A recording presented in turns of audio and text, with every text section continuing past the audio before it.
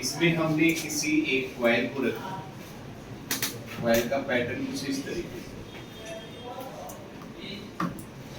Coil का ये जो विड्थ है इसको हमने किससे रिप्रेजेंट किया, और जिसकी लंबाई है इसको किससे मान लिया, और यहाँ पर एक किसी कंडक्टर को हमने रख दिया, बड़ा दूर था और उसको खींच के लाए किस फील्ड के अंदर, मैग्नेटिक।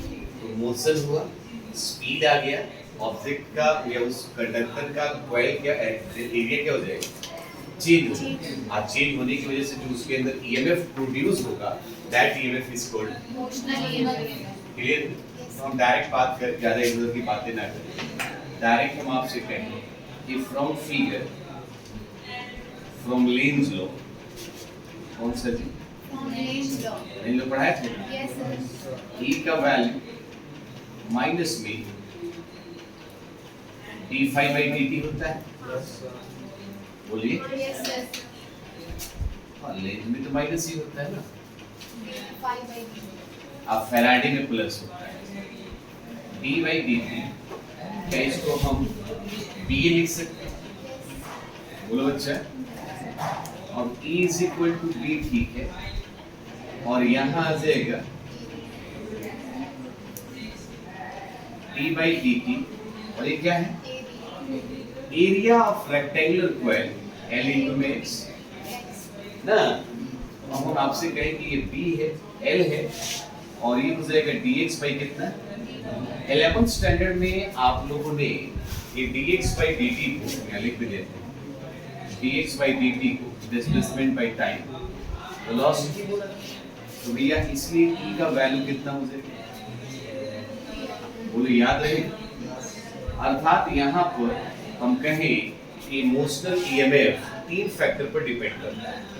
पहला strength of magnetic field, length of the conductor और स्पीड ऑफ द कंडक्टर। यहाँ पर हम कहेंगे किस बात पर डिपेंड करता है, strength of magnetic field,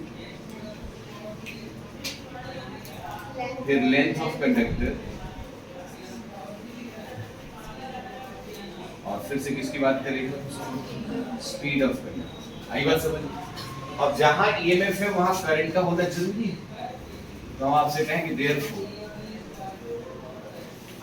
induced current कितना हो जाएगा, तो I इज इक्वल टू, आपको पता है E/R होता है, क्योंकि according to Ohm's law V is equal to IR।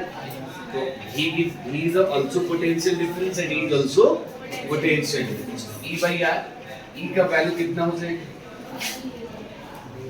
BLV/R। तो I का वैल्यू अपने पास एक और निकल के आ गया, BLV/R। इसी में कोई तकलीफ नहीं। यहाँ पे एक और फॉर्मूला निकल सकता है, क्योंकि करंट कंडक्टर है, तो आपको याद होना चाहिए for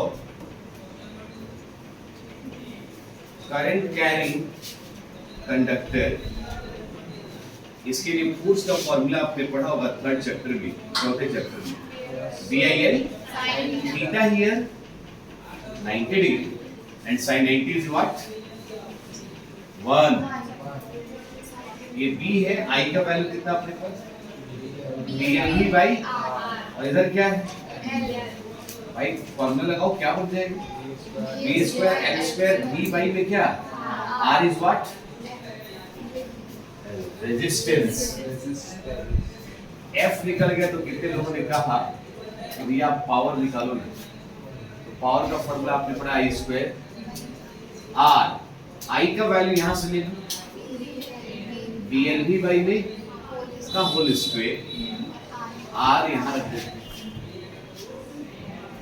B² L² V², Y में R² डॉट में स्क्वायर कट जाएगा।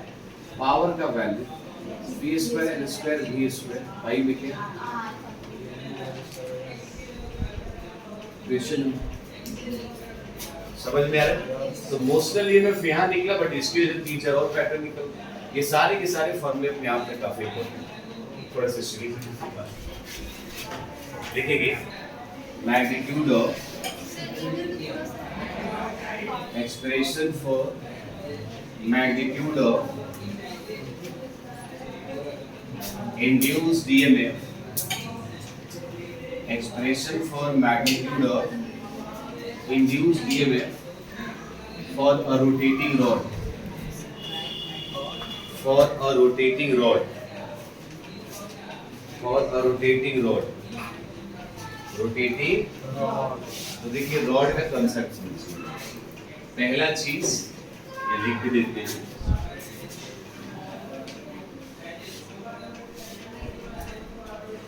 expression for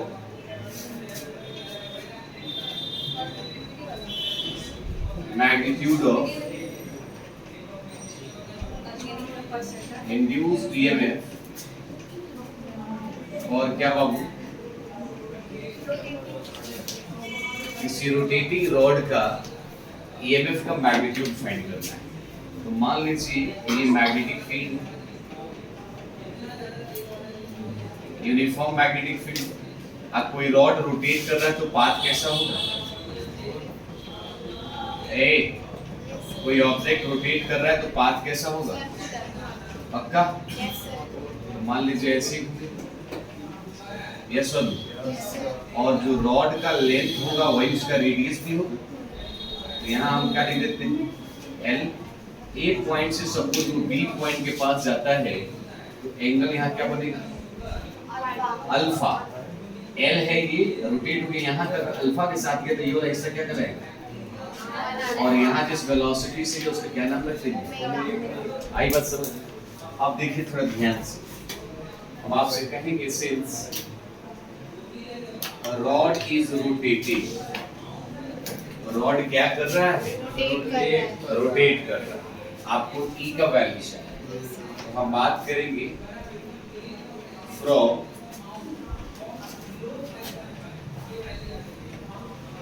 Faraday's law of EMI। भाई ने बोला E is equal to d phi by कितना होता है बाबू? तो डी बाई डी टी रहने दीजिए, फाई का फॉर्मूला आपने पढ़ा होगा। तो B ठीक है, DA बाई कितना हो जाएगा? तो भाई साहब B ठीक है, D by D T, A का मतलब D by D T, A का मतलब एरिया। इसका एरिया देखिए एक तरह से ट्रायंगल बन रहा है, तो ट्रायंगल का एरिया कितना होता है? 1/2 base into height, this is alpha. तो बाबू बच्चा ये बताओ, B ठीक है, 1/2 बाहर निकाल दीजिए, B L स्क्वायर बाहर निकाल दीजिए, तो बचेगा D अल्फा बाई कितना? बचपन में 11th क्लास में एक फॉर्मूला पढ़ते थे, D alpha by dt omega होता है। तो ये E का वैल्यू कितना हो जाएगा? 1/2 DL स्क्वायर कितना? क्योंकि इस रॉड की जो लेंथ है वही उसका रेडियस भी, तो ये फॉर्मूला अगेन कितना हो जाएगा? 1/2 BL नाले के क्या लिख सकते हैं? R स्क्वायर साथ में क्या? बोलो बच्चा, इस ओमेगा का यूनिट जब आप लिखिएगा, यूनिट लिखिएगा उसका यूनिट लिखिएगा रेडियन पर सेकंड। क्या लिखिएगा? लेकिन बचपन में कहानी पढ़ी थी 2 पाई क्या? क्या? 2 पाई न्यू। न्यू को बोलते हैं फ्रीक्वेंसी, नंबर ऑफ रिवॉल्यूशन पर सेकंड। मतलब कि जब इसकी यूनिट की बात हो तो आप लिखेंगे आरपीएस। आरपीएस का मतलब रिपब्लिक स्कूल, रिवॉल्यूशन पर सेकंड। पर मिनट दिया तो 60 से डिवाइड करेंगे, पर मिनट दिया तो 60 से डिवाइड करेंगे। अच्छा, नहीं तो पर सेकंड दिया हो, नहीं तो हर्ट्ज दिया हो। आई बात समझ? ये वाला वैल्यू यहाँ पुट कर दीजिए, तो E का वैल्यू अपने पास हो जाएगा 1/2 BR स्क्वायर, ओमेगा की जगह पर क्या लिख देंगे? 2 से 2 मर गया, E का वैल्यू कितना हो जाएगा? पाई। किसी को तकलीफ? क्वेश्चन नंबर 11 क्वेश्चन डीपीपी का, 4 क्वेश्चन एनसीईआरटी का अभी बन जाएगा, फटाफट लिखिए फास्ट देख लीजिए ना, कुछ नहीं लिखना, एज इट इज स्टार्ट।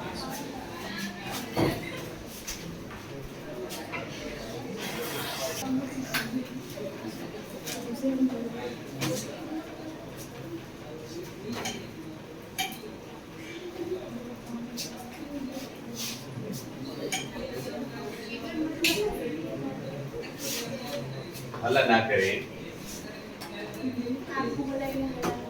आप बात कर रहे हैं। डीएस पॉइंट कौन सा? लेंज लॉ से स्टार्ट करते हैं। इसमें E का वैल्यू आपने पढ़ा था -n d5 बाई कितना, याद आ रहा है कुछ? फाई का वैल्यू BA cos थीटा, ये भी पढ़ चुके हम लोग, बोलो बच्चा।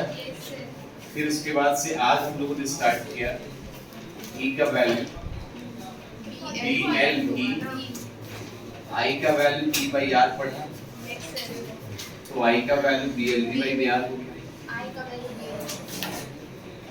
F का वैल्यू था B square L square E by में क्या, वैसे F का वैल्यू हमने यूज किया था इसमें BIL sin थीटा। पावर आ गया हमारे पास I स्क्वायर R, तो ये हो जाएगा पावर का B square L square V square by में क्या, फिर हमने रोटेटिंग रॉड का ईएमएफ निकाला which is nothing but 1/2 BL square omega. इसे आप कह सकते हैं एक और फॉर्मूला PR स्क्वायर साथ में ओमेगा। ओमेगा का वैल्यू 2 पाई न्यू होता है, अकेले न्यू का वैल्यू 1/3 होता है, तब फिर से E का वैल्यू हो जाएगा B, 2 से 2 कट जाएगा ना, B पाई R स्क्वायर, देखा B पाई R स्क्वायर। अब जानते हैं इसमें क्या क्या यूज करेंगे, यूनिट कौन सा, पॉजिटिव वाला लिख देते हैं, चलो उस इसी में I का वैल्यू भी लिख देते हैं, N बाई R करते उस I का वैल्यू 1 बाई R d5 और कुछ यूनिट यूज I के लिए एम्पियर, E के लिए वोल्ट, रेजिस्टेंस के लिए ओम, ओमेगा के लिए रेडियन पर सेकंड, फ्रीक्वेंसी के लिए आरपीएस या पर सेकंड या हर्ट्ज, और कुछ बचा P टेस्ला, और कुछ बचा E वोल्ट हो गया, A area for metre square. You know what is this, कौन सा पॉइंट, DS पॉइंट करने के बाद यहाँ पर एक और कंसेप्ट थोड़ा सा देख लीजिए, क्या लिखा बच्चा, NCERT page number 213 old book में है, एग्जाम्पल का 6.6, आराम से बनाइएगा, किसी को तकलीफ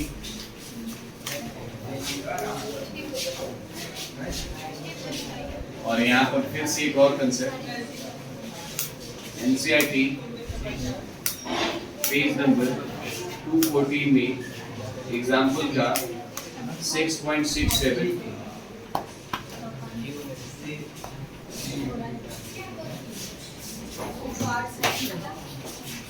आई बात समझ लीजिए। इनको करने के बाद DPP का 1 से 11 तक ये आपने बना, टोटल 11 12 13 सवाल हो गए बाबू।